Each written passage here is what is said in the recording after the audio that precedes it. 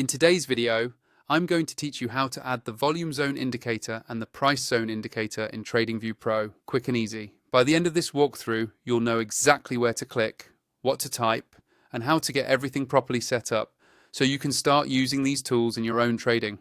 First, make sure you're logged into your TradingView Pro account and you have a chart open. Any market or time frame is fine for this setup. Once your chart is visible, look toward the top of the screen for the Indicators button. This is usually located near the timeframes and other chart tools. Go ahead and click on Indicators to open up the Indicators and Strategies menu. When that panel opens, you'll see a search bar at the top. This is where you can quickly find any indicator without scrolling through long lists. Click into that search bar so your cursor is active and ready to type. Now, in the search bar, type Volume Zone Indicator. As you type, TradingView will start showing you matching results. When you see Volume Zone Indicator appear in the list, click on it once. It should instantly load onto your chart, usually as an overlay or in its own panel, depending on how it's designed. Next, we'll add the Price Zone Indicator in the exact same way. Go back to the same search bar in the Indicators panel, and this time type Price Zone Indicator. Again, wait for the list to populate, then click on Price Zone Indicator when it shows up. It will be added right onto your chart, either alongside your other indicators or directly on the price action.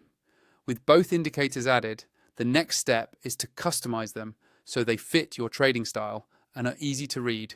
On your chart, look for the names of the indicators at the top, usually near the left side. Hover your mouse over the indicator name and you'll see a small gear icon appear.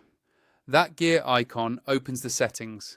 Click on it for the volume zone indicator first. Inside the settings window, you can adjust inputs like look back periods, sensitivity, or calculation style, depending on how the script was created. You can also tweak the visual style, things like line colors, thickness, opacity, and background fills. Take a moment to adjust these so they stand out clearly against your chart.